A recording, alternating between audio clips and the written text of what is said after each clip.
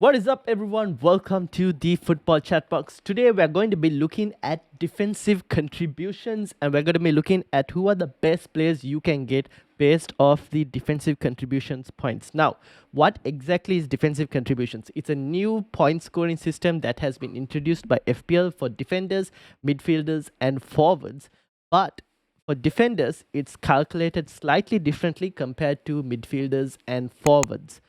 For defenders, they need to have in a game a total of 10 either tackles, clearances, interceptions, and blocks. They can have like 4-4-1-1 or 2-2-2-4 of any of that, like in terms of the combination, just they have to make 10. For midfielders and forwards, they need to get 12, but they can also count recoveries as a part of the criteria to meet 12 of that. So if they get defenders, if they get up to 10, and if midfielders, if they get up to 12, they'll get 2 points for defensive contributions, and it's capped at 2 points. So even if, let's say, a defender was to get 20 of that, like 20 total of like tackles, interceptions, blocks, and clearances in a game, they can't get 4 points. They will still only be able to get 2 points. So it's capped at 2 points max per game. So having said all of that, let's get straight into the video and let's look at the data.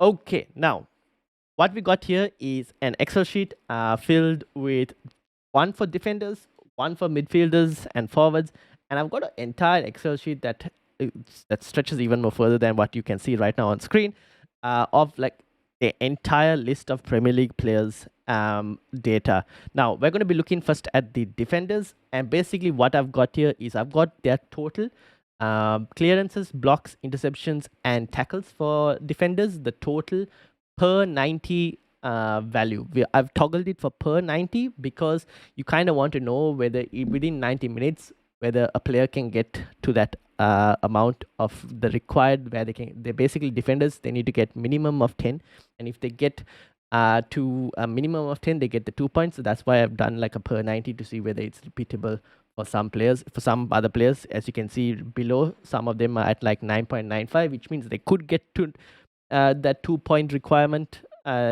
in some games, not every game. Some of the other players, for example, like a Murillo, he's at 11.5, which means probably almost every game he would probably end up getting like a 2-pointer in majority of cases. Not every single game, because sometimes you might go lower. But in majority of cases, he's very good chance of getting like a 2-pointer from the defensive contributions. So I've done that for defenders, and I've hidden those columns, like I can basically open it up again. Like you can see the tackles that just appeared, but I've just hidden it just so that it's easier to display on the screen right now. But if you wanted access to this Excel sheet, you need to be a member of the Football Chatbox. You need to be a YouTube member, where you will then get access to this Excel sheet. You just need to be the Chatbox membership that gives you access to the Discord channel. That will give you access to this Excel sheet as well. But if you don't want to pay for that, it's fine, completely fine, because you can see it here. I'm going to go through it here on the video as well. But if you wanted like the ability to sort it yourself, have a look at the rest of the data as well, then you need to be a YouTube member. All right. Now, I've added cost, the current FPL cost. I've added the last season's FPL points, and I've sorted this the way I've added a requirement where they've had to have played at least a minimum of 900 minutes, because otherwise what's the point, right? You're getting players that you want who will play a good number of games. So at least a minimum of 900 minutes, that's what I've required. That also helps in terms of getting a bit more accurate data when you toggle for per 90, because if they had played less games and they've done like, I don't know, they've done like 3 tackles, then the per 90 is like significantly high. The data gets too skewed, to be honest. So that's why I've got a minimum of 900 minutes as in there. Now, the reason I've added the points is because for example, the player on top here, Morato from Forest, he has only got 36 points. Didn't play too many games, but as you can see, he's top here for defensive contributions. And that doesn't mean that he's necessarily going to be a shoe-in for you to go and get in your FPL season this season, because if you look next up, Tarkowski and Murillo have both got points in 100. Tarkowski 105 points, Murillo 130 points. Now these points don't include the defensive contributions. This is basically the last season's FPL points, but it's a good sign to see where you go, okay, these are the kind of players I want. I want players who have gotten good points last season, which means the chances of them replicating it is next season as well is a bit high compared to, let's say, a player with 36 points only last season.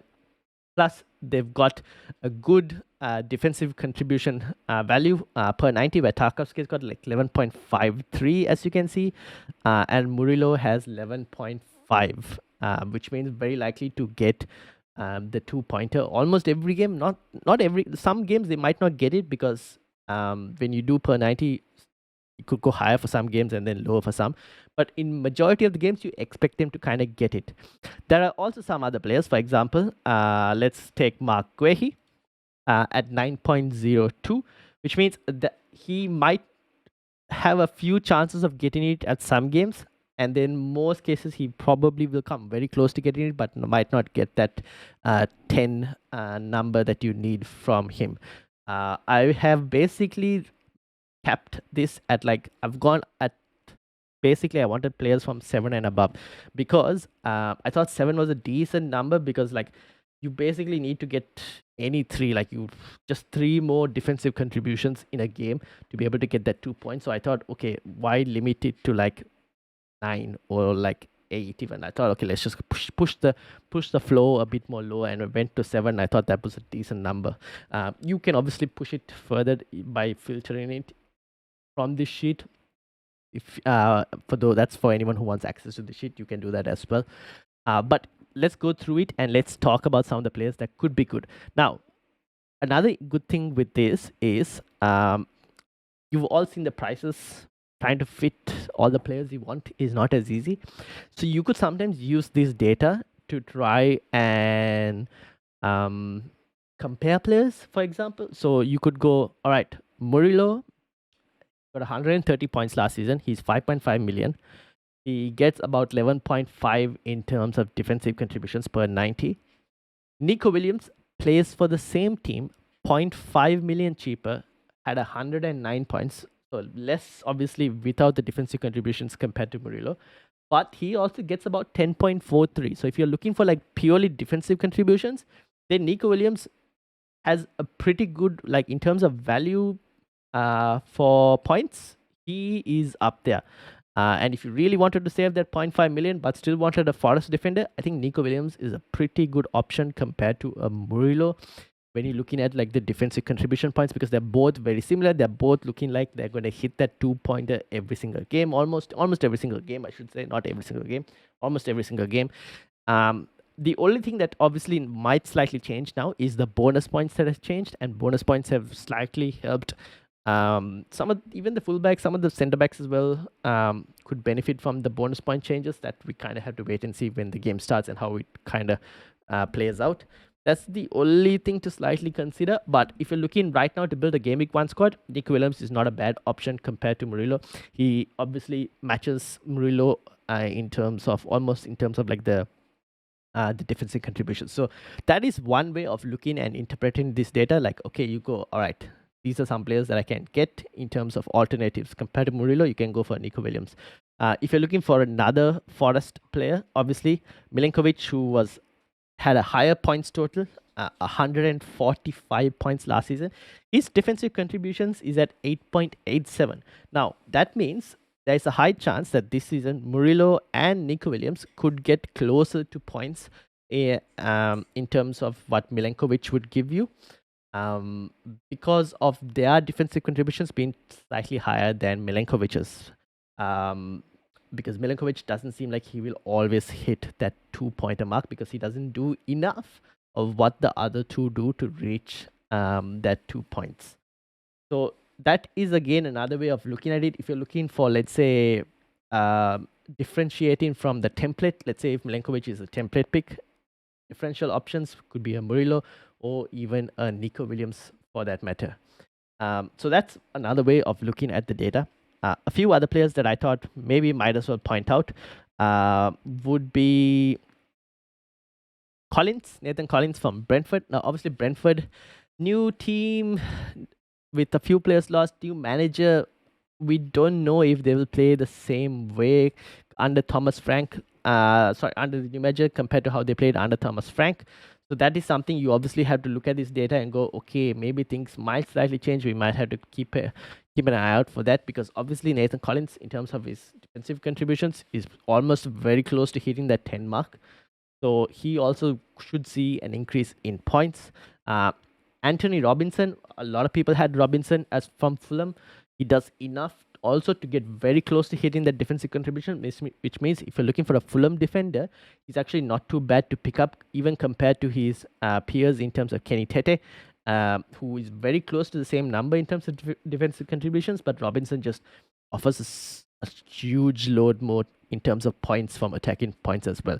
That makes him a better FPL pick than a Kenny Tete, even though Kenny Tete is 0.5 cheaper.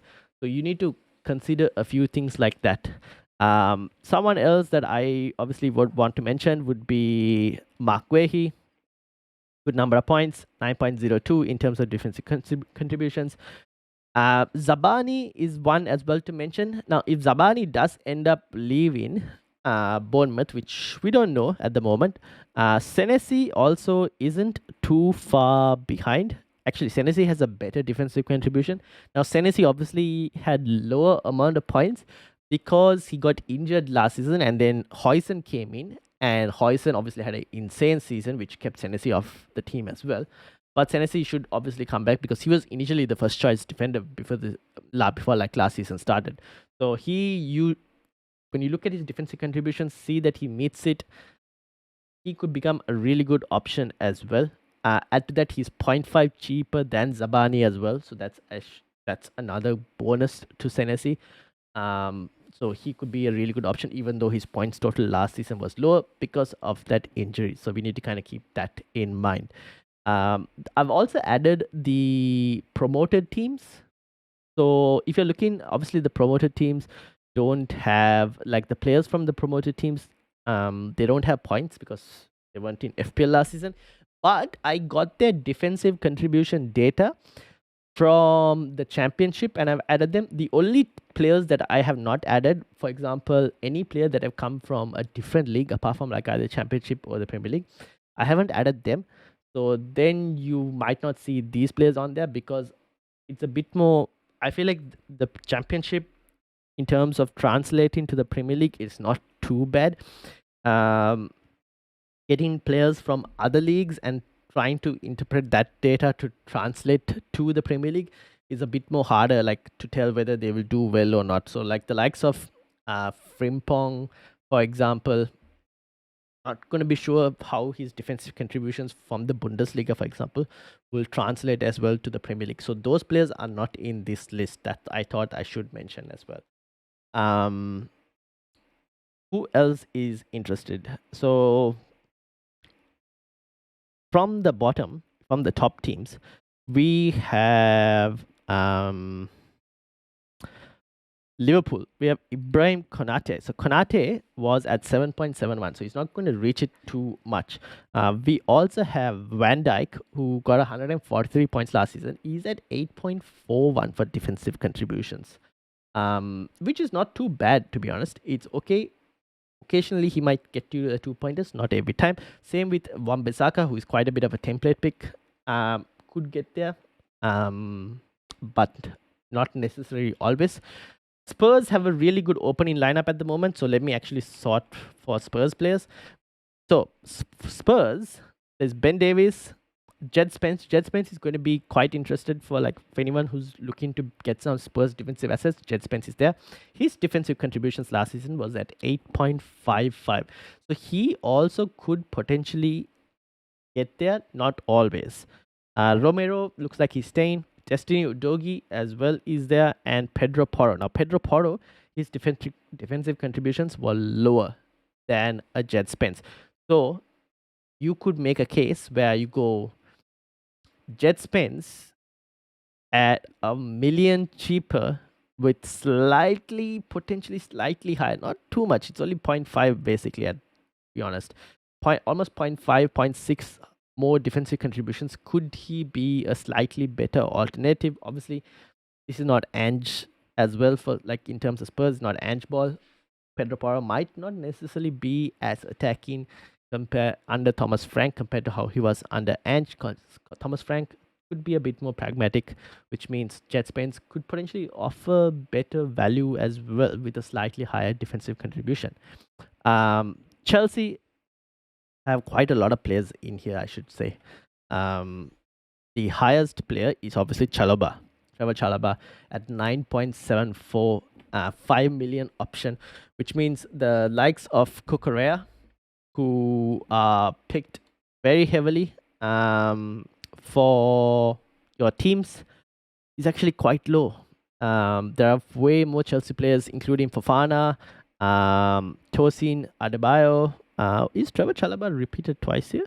Yes, he is. Why is that?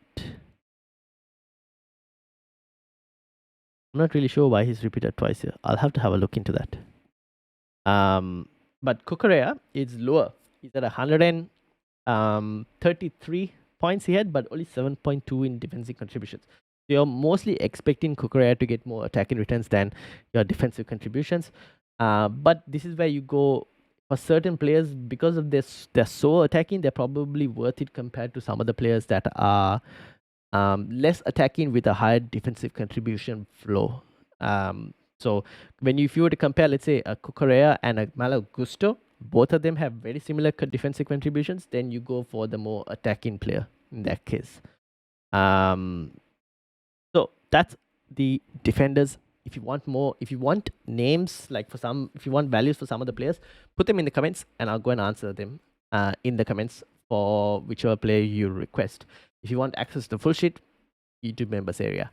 Now, midfielders and forwards. We've got Casemiro right on top here, but that's why I've added the points, because he had only 48 points last season. Compared to, for example, his teammate, who is also on this list. Actually, there are quite a few United players on this list. Ugarte is the second with 13.94 defensive contributions, which means he also meets the required. For midfielders, you need 12. Okay, so midfielders need 12. Ugarte also tends to meet it, but he also only had 49 points. Meanwhile, Bruno Fernandes, who has seen a price rise this season, had 174. Yes, that's right. He had 174 for Bruno Fernandes. 11.73. So he doesn't meet over the 12 in terms of defensive contributions, but he's very close to it, which means Bruno Fernandes could also be someone who gets, not every game, but in almost most games, could hit that 2-point extra. So imagine Bruno Fernandes already bonus points monster, generally bonus points monster. He's had situations where he's got bonus points even without attacking returns. Now you are adding another extra 2 points that he could get, becomes a really good player to own in the game. So he is someone that you probably should do, because he had 174 points last year. With the defensive contributions, he could be a 200-point player. And if United do improve on top of that, could see even more points this season. Ryan Christie, 76 points, 15.36 in terms of defensive contributions. Elliot Anderson from Forest. If you're looking for a cheap 5.5 option, this guy could be one of your options. 107 points last season. Same thing with Christian Nogard. Now, obviously, there's a lot of talk about Declan Rice. Rightfully so. But Declan Rice, for example, if I was to look at all the Arsenal players, now I should mention there are no midfielders. Sorry, this list is full of midfielders and no forwards. The only forward, if I was to maybe reduce the 90s value a bit more lower, would be Gabriel Jesus from Arsenal, who would appear here, and he had about 8 points something. The other forwards just don't do enough. So which means when you're looking at defensive contributions, you're mainly looking at midfielders, and forwards just don't do enough to get this, unfortunately. Even though they are part of the category that could earn it, they just don't do enough. Now, from Arsenal, Christian Nogard at 5.5 had 14.16 defensive contributions for Brentford. Now, that is for Brentford, who would have had to do a lot more defending compared to what Arsenal would have to do, which means he should see a downgrade in defensive contributions. Now his teammate, he had a couple teammates. Mikel Merino had 10.85, not too bad. Um, Declan Rice had 9.94, which is also not too bad, to be honest. Defensive contributions means another two more maybe, and you're looking at he could potentially get it in some games. Not every game, but he could actually get the 2 pointers in a couple games, especially the bigger games. He most likely will hit that 2 pointer. So that's from Arsenal. From Manchester City, Calvin Phillips is here, but he was on loan, so he didn't play really for Man City. If you're looking for actual Manchester City players who could actually get this, then you're probably looking at like Mateo Kovacic at 10.16 for City last season. Bernardo Silva is the second City player at 110 and 8.55 defensive contributions. That's it. You only have two City players from this entire like the shortlist. For midfielders, I have capped it at 8 because obviously their requirement is at 12, so it's higher compared to the defenders, but I capped it at 7. Here I capped it at you had to have at least 8 in terms of your total or per 90. So midfielders and forwards, I've increased the flow a bit. Some of the other bigger teams, Spurs, Bentancur, 49. But the Spurs player that kind of stood out for me personally, and the one on the thumbnail as well. Where is he? Tottenham. Here you go. Pape Matar 11.5 defensive contributions. Last season, he had 149 points and he's only 5 million in the game. Are we overlooking him a bit? Let me know in the comments, because with the defensive contributions, does he become a really better player this season? That is something I'm wondering, whether he does actually end up becoming a better player this season.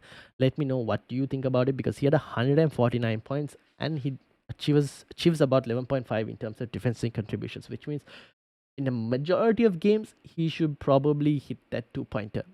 Under Thomas Frank, who is a bit more pragmatic as well, there's a high chance he could if he gets more minutes as well. That's something as well that we need to kind of keep an eye out for. So let me know what you think about that. Is he someone that we're sleeping on as a good your eighth attacking midfielder or eighth midfielder, for example, who will get you like 4 points instead of just a flow of 2 points?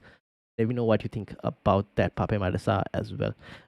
Anyone else that I really wanted to mention? Obviously, Caicedo is here from Chelsea at 98 points. His defensive contributions were 30.47. He definitely will reach this flow as well quite often. In terms of other Chelsea players, Enzo Fernandez, 6.5 million, 135 points. He had a defensive contribution of 9.17, so he doesn't reach it always. Caicedo, on the other hand, will most likely reach it always in most games. So you'll have to kind of consider the points difference. So obviously, Caicedo was on 98 points with the defensive contributions. We saw that he obviously goes significantly higher. Now he could potentially be a 1 million saving on Enzo Fernandez with defensive contributions. They could get very close in terms of points. You could be saving some cash. If you're looking to get some cheaper midfield picks, this list could help you. Have a look. I've obviously showed you the top 39 players in this list that I've sorted based on it. In terms of the promoted teams, Enzo Life from Sunderland last season was a good midfielder at 12.51. You have Ethan Ampadu from Leeds at 12.39. You also have Ao Tanaka from Leeds, who had 12.24.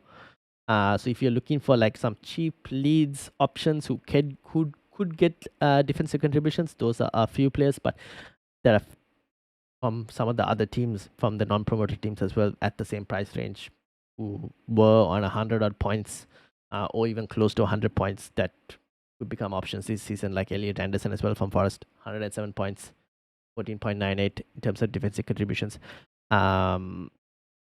Wolves, I think, another mention that I've seen. I've seen people mention Joe Gomez, 87 points last season, 5.5, 12.61 in defensive contribution. So it meets the number that's required. Could be an interesting option if you're looking for a cheap Wolves midfielder. So yeah, that's basically it. Aston Villa also, there are a few Aston Villa players. I'll probably mention them as well because it's probably worth it. Obviously, Kamara is the highest. You have Amadou Onana as well, who hits 11.67, but none of the Aston Villa players go over 12. It's just Kamara and Onana that are very close to it. Yuri Tielemans is at 10.03, so he won't hit it always. He will hit it a few times. Yuri Tielemans. So yeah, and Jacob Ramsey is below. Morgan Rogers is not on this list. He's not a player who does the defensive contribution more. He's a very involved player, but not involved in the defensive sense. He tends to receive the ball more and create stuff compared to going and bringing the ball back and creating from there or passing to someone else. So he's not a more defensive player. He's more of an attacking player. That's why he's not on this list. All right. I think that helps it. If you have any questions, if you want to see any midfielders on this list, let me know. If you want access to the sheet, like I said, you need to join the YouTube members area and you'll get access to the sheet from there. Thank you all for watching. Make sure to hit the like button if this video has helped you. If you want to know a name, put it in the comments and I'll give you their total per 90 value. If you want even the breakdown of like the tackles, blocks and whatnot, I can give you that as well for the breakdown of them. So let me know in the comments what you think about all of that. Hit the like, hit the subscribe, and I will see you all Saturday actually for rate my team draft session. So you'll share your drafts, we'll have a look at everyone's drafts and try and rate it as well. So until then, have a good one. I'll see you all later.